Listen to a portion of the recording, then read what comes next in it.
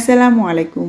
আপনাদের জন্য আমার আজকের আয়োজন পাকিস্তানি আলু সমোসা, যেটা কিনা আমাদের বাংলাদেশি সিঙ্গারার মতো। এই দুটো খাবারের প্রধান উপকরণগুলো এক হলো বানানোর পদ্ধতি আলাদা হওয়ার কারণে স্বাদে যেমন ভিন্নতা চলে আসে, তেমনি দেখতেও কিন্তু একটু আলাদা হয়ে থাকে। তাই আশা করছি আমার আজকের এই রেসিপিটা আপনাদেরকে একটু নতুনত্ব এনে দেবে। শুরুতেই আমরা এই আলু সমোসা বা পাকিস্তানি সিঙ্গারার খামিরটা তৈরি করার জন্য একটা বাটিতে 1/4 কাপ তেলের সাথে 1/2 কাপ পানি, 1/4 চা চামচ আজওয়াইন এবং আধা চা চামচ নিয়ে নিচ্ছি লবণ। এগুলোকে একসঙ্গে ভালো করে মিশিয়ে নিচ্ছি। আমাদের সিঙ্গারাতে আমরা যেমন কালো জিরা ব্যবহার করি, এখানে দেয়া হয় আজওয়াইন। তারপর এর মধ্যে আমরা 2 কাপ ময়দা মেশাবো। পুরোটা একবারে না দিয়ে অর্ধেকটা দিয়ে একটু মিলিয়ে নিয়ে তারপরে বাকি অর্ধেকটা দিয়ে দিচ্ছি। স্প্যাচুলার সাহায্যে ভালো করে একটু মিশিয়ে নিচ্ছি যতক্ষণ না ময়দা আর পানির মিশ্রণটা মোটামুটি একটু মাখো মাখো হয়ে যায়। ভেজা ভাবটা সরে যেতে স্প্যাচুলা সরিয়ে এইবার আমরা হাতে এটাকে ভালো করে মেখে নিব এবং ততক্ষণ ধরে মাখতে হবে যতক্ষণ না এই ঝুরঝুরে ক্রাম্বি অবস্থাটা আস্তে আস্তে একটা ডোতে পরিণত হবে এবং বাটিটাও পরিষ্কার হয়ে আসবে। এই পর্যায়ে একটু খেয়াল করলে দেখতে পাবেন খামিরটা আমাদের বাংলাদেশি সিঙ্গারার খামিরের তুলনায় কিন্তু একটু নরম হবে। আমাদের দেশি স্টাইলের সিঙ্গারা হলে খামির তৈরিতে আমরা আধা কাপের থেকে একটু কম পানি ব্যবহার করতাম। যাই হোক, এই খামিরটাকে এখন আমরা রেস্টে রেখে দিব। অবশ্যই ঢেকে রেখে দিতে হবে, তা না হলে কিন্তু ওপরটা ড্রাই হয়ে যাবে। সেই ফাঁকে আমরা আলুর পুরটা তৈরি করে নিব। আর তার জন্য প্রথমে একটা মশলা বানাবো। তাই প্যানে আমি 2 টেবিল চামচের মতো তেল গরম করে তার মধ্যে 1 চা চামচ করে আদা এবং রসুন কুচি দিয়ে দিচ্ছি। সাথে প্রায় 1/2 কাপের মতো দিয়ে দিচ্ছি পেঁয়াজ কুচি। এখন এই তিনটাকে হালকা করে একটু ভেজে নিব।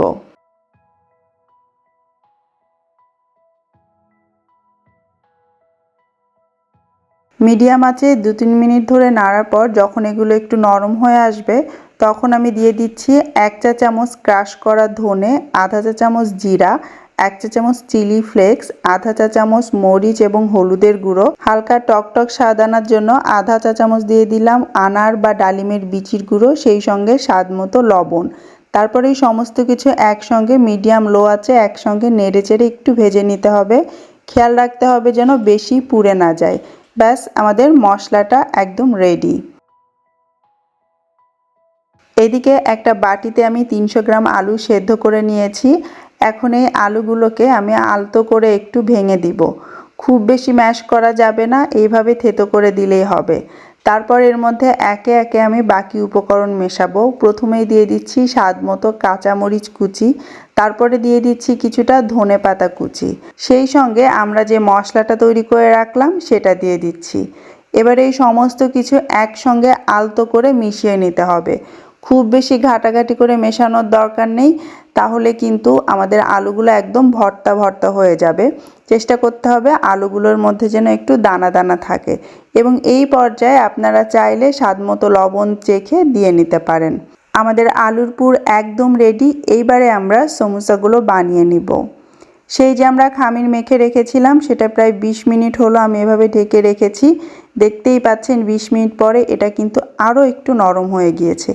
এইবার আমরা এটাকে আবারও একটু হালকা করে মথে নিব যাতে এটা একদম মসৃণ হয়ে যায়। তারপর সেখান থেকে কিছুটা খামির নিয়ে একটু লম্বা করে হাত দিয়ে রোল করে নিয়ে সেটাকে আমি একটা ছুরির সাহায্যে এইভাবে চাটকির মতো করে কেটে নিচ্ছি আমার সুবিধার জন্য। আপনারা চাইলে ছিঁড়ে ছিঁড়েও নিতে পারেন। তারপর এখন আমি এটাকে বেলে নিব।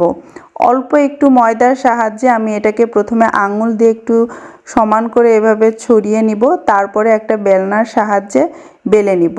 সিঙ্গারার মতোই এটাকে আমাদেরকে একটু লম্বাটে টাইপের রুটির মতো করে বেলতে হবে। তবে সিঙ্গারার রুটিটা আমরা যেমন একটু মোটা রাখি, এই ক্ষেত্রে কিন্তু রুটির মতো পাতলা করেই আমাদেরকে বেলে নিতে হবে। তারপর আমরা এটাকে সিঙ্গারার মতোই মাঝখান থেকে একটা কাট লাগিয়ে দিব। মোটামুটি সব একই, ছোট ছোট কিছু পার্থক্য শুধু এখানে থেকে যায়। এবারে আপনাদেরকে দেখাচ্ছি আসল পার্থক্যটা, যেটা হচ্ছে ভাজে। অনেকটা আমাদের সিঙ্গারার মতোই প্রথমে এরকম মাঝখান দিয়ে একটা কোণ করে নিতে হবে। অবশ্যই পানি লাগিয়ে নেবেন ভাঁজ করার ক্ষেত্রে, তাহলে ভাজার সময় খুলে যাবে না। তারপর এর মধ্যে কিছুটা পুর দিয়ে দিতে হবে। পুরটা দেয়া হলে ঠিক মাঝ বরাবর থেকে দুই মাথা একসঙ্গে এভাবে টেনে লাগিয়ে নিতে হবে এবং বাকি অংশগুলো চেপে চেপে এইভাবে সিল করে দিতে হবে এবং নিচের এই অংশটা হাত দিয়ে একটু চেপে লেজের মতো একটু পাতলা করে ছড়িয়ে দিতে হবে। ব্যাস তৈরি হয়ে গেল একটা আলু সমোসা। আপনারা কি মেইন পার্থক্যটা বুঝতে পেরেছেন? আমাদের সিঙ্গারায় পেছনেও কিন্তু একটা ভাঁজ থাকে, যেটা পাকিস্তানি আলু সমোসাতে থাকে না। আপনাদের সুবিধার জন্য আমি আরও একটা ভাঁজ করে দেখাচ্ছি।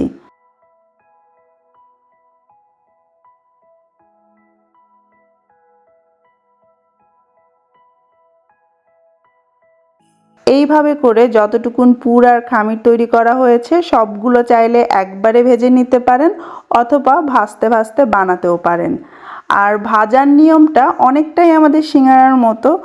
তেলটা খুব বেশি গরম হওয়ার আগেই আমরা এর মধ্যে সিঙ্গারাগুলো দিয়ে দিব এবং একদম অনেক গাদাগাদি না করে দিয়ে মোটামুটি এরা ডুবে থাকতে পারে এমনভাবে আমরা তেলের মধ্যে সিঙ্গারাটা ছাড়বো। আস্তে আস্তে তেলও গরম হবে এবং সিঙ্গারাটাও ভাজা হতে থাকবে। 2-3 মিনিট পর যখন সিঙ্গারাটা তেলের উপর ভেসে উঠবে তখন এটাকে একবার উল্টে দিবেন। তারপর অপেক্ষা করবেন সিঙ্গারার গায়ে সুন্দর কালার আসা পর্যন্ত। তবে আপনি যদি চান এই সিঙ্গারাগুলো আগে থেকে বানিয়ে ফ্রোজেন করতে, সেই ক্ষেত্রে আপনারা যেটা করতে পারেন, মিডিয়াম আঁচে ভাজা হতে থাকা সিঙ্গারাগুলোকে 6 থেকে 8 মিনিট পরে আপনারা তেল থেকে তুলে ফেলতে পারেন। এই পর্যায়ে যেটা হয়, সিঙ্গারাগুলো পুরো সেট হয়ে যায়, মোটামুটি ভাজাও হয়ে যায়, কিন্তু এর গায়ে কালার আসে না। মোটামুটি 70% ডান হয়ে যায়। সেই পর্যায়ে আপনারা তেল থেকে কিছু সিঙ্গারা বা যতগুলো আপনারা ফ্রোজেন করতে চান সেগুলোকে তুলে ফেলবেন। এইভাবে করে যেগুলো ফ্রোজেন করতে চান 7-8 মিনিট পরে এবং যেগুলো সাথে সাথে খেতে চান সুন্দর সোনালি কালার হওয়া পর্যন্ত ভেজে তুলে ফেলবেন। আর একদম ব্রাউন কালার না করে এরকম সোনালি কালার করার পরে আপনি যদি তুলে ফেলেন, এটা ঠান্ডা হতে হতে কালার কিন্তু আরও একটু ডার্ক হয়ে যাবে। আর ফ্রোজেন করার জন্য যেগুলো আধা ভাজা করে আমরা তুলে ফেলেছিলাম সেগুলো যখন পুরোপুরি ঠান্ডা হয়ে যাবে তখন এগুলো কোনো বক্স বা ব্যাগে ভরে আপনারা ডিপ ফ্রিজে রেখে দিতে পারেন। তারপর যখন দরকার বের করে নিয়ে তেলেও ভাজতে পারেন অথবা এয়ার ফ্রায়ারেও যদি বেক করে নেন তাহলেও কিন্তু এটা একদম মুচমুচে গরমাগরম সিঙ্গারা হয়ে যাবে। ব্যাস তৈরি হয়ে গেল আমাদের পাকিস্তানি স্টাইলের সিঙ্গারা বা আলু সমোসা। চেষ্টা করেছি ডিটেলসগুলো আপনাদের সামনে তুলে ধরতে যাতে খুব সহজেই আপনারা বাসায় বানাতে পারেন। অনেকটাই আমাদের সিঙ্গারার মতো, আবার যেন নয়, সেম সেম বাট ডিফারেন্ট। আশা করছি আপনারা এই রেসিপিতে পাকিস্তানি সিঙ্গারা বা আলু সমোসাটা বাসায় বানাবেন আর কেমন হলো অবশ্যই আমার সঙ্গে শেয়ার করবেন। বিদায় নিচ্ছি, আল্লাহ হাফেজ।